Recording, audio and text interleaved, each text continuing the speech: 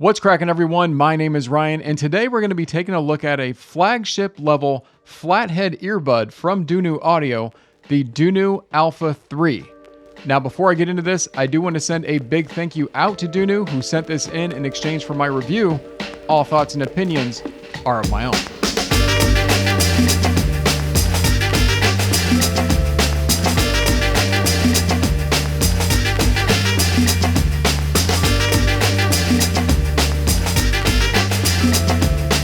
So the Alpha 3 consists of a large 14.2 millimeter customized dynamic driver behind the earbuds. It retails in at $79.99, and I'd like to take you through the technical specifications of the Alpha 3. So first of all, this is a liquid crystal polymer composite diaphragm. Now, it's stainless steel and aluminum alloy on the cavity. The cable that we see here will terminate to either 3.5 on the single-ended or a 4.4 on balance, depending which you choose to go with. And it is a high purity single crystal silver plated Litz cable. And then lastly, there is an acoustic cavity structure at the end of the handle that is supposed to assist with the dynamics of the sound that will come out of the Alpha 3. Inside the box, you are going to get a nice Dunu case, as they like to do. They take care of you with accessories. You get the cleaning brush once again. You're going to get 3 sets of these donut-shaped sponge pads. Now, these are more of the balanced sound sponge pads. And then you're also going to get 3 more sets of the all-inclusive shaped sponge pads. Now, these are going to boost your lower frequencies. All right, so build-wise, the Alpha 3 is very solidly built in that it's 30 grams. It's got good heft to it, and it has got that beautiful Dunu logo stitching that's on the back of the earbud, something like we saw on the Falcon Ultra.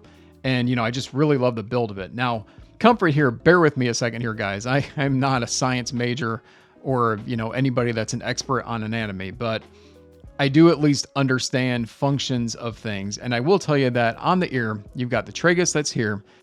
You've got the concha that's on the inside. And then this little corner here is the intertragic notch.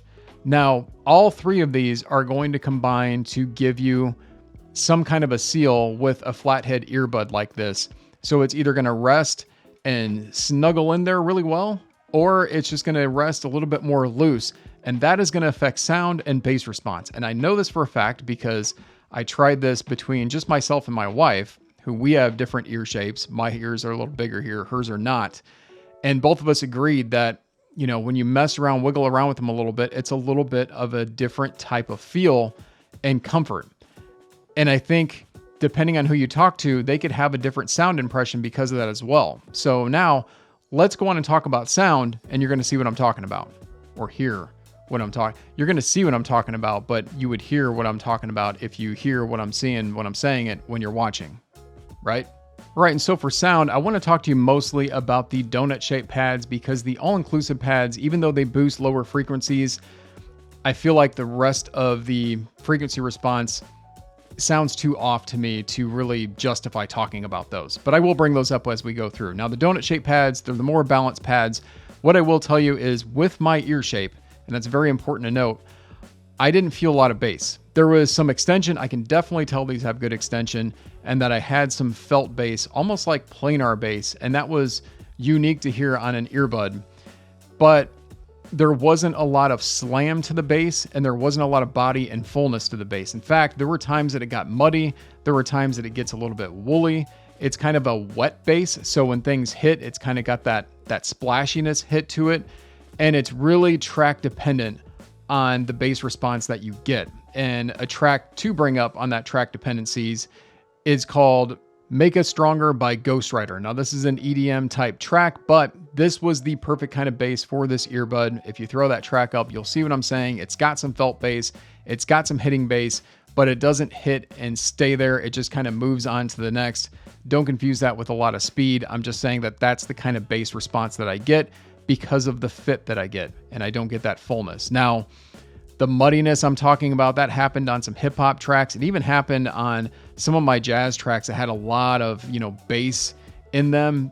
It was a little bit on the muddy side every now and then with that bass, and it was a little bit lacking as well on some of those mixes that I just feel like I didn't get that fullness of it that I wanted. Now, Mid-range is absolutely the king of the show here. And that is what, if you look into this earbud and you're somebody that's big into wanting excellent mid-range, that's where it's going to be. Resolution here is really good in the mid-range.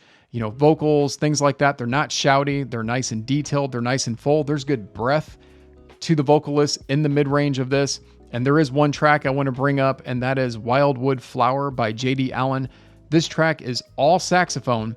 But the reason why I bring it up is because this saxophone is really concentrated just on the mid-range. There's not really any bass going on. There's not a ton of sparkle in the treble.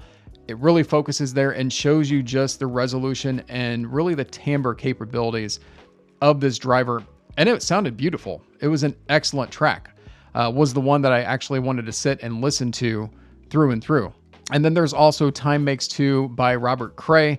Now this one has a really nice guitar solo around the 130 mark. Again, this guitar really brings through that mid-range and shows off again some of the timbre and, you know, excellent response of the mid-range. I will tell you that drums had kind of the same feeling for me as the bass did, in that it was kind of a wet sound to the drums. So when they hit, it just hits a little hollow sometimes, in my opinion. There's not a lot of, even though they tried to boost the dynamics with the design of the earbud, it felt a little lacking. Again, was probably the seal that I was getting. And so, yeah. And so going into treble, I do think there's good details in the treble. I do think there's a little bit of crispiness at times, and that, you know, piano keys and things like that, string instruments, they sound okay. But there's not the best instrument separation. It's a little bit smeared, you know, in some busier songs, especially. There is a track called 713 by James Francis. Now this one has a lot of different instruments, and there's a piano that's in there. And even on really high gear, I will admit this track can get a little bit blurred, but it's really blurred on this earbud. And that piano doesn't really come out at all till towards the end. And on there, it even doesn't come out much. And it's just something that, you know, if you're listening to very busy passages, it's going to be a little bit lost on this earbud. At least it was for me in that treble region. Now, imaging is fine. I have no problem with the imaging here. And there's a little bit of space, but I feel like this is more intimate. And that intimacy, I think, kind of shows through with that mid-range I was talking about, because it's got such a full mid-range there. Again, not shouty. And there wasn't sibilance. I can definitely tell you that. There was a little bit of, you would hear a track and you know there's supposed to be sibilance there. It would pick it up, but it wouldn't be piercing on the sibilance. It was fine. It was smoothened out, I guess is the best way to call that, with the treble. Now, the all-inclusive pads, like I said, I didn't bring them up because it did add a little bit more to the bass, but I also felt like it added a little bit more muddiness to the bass.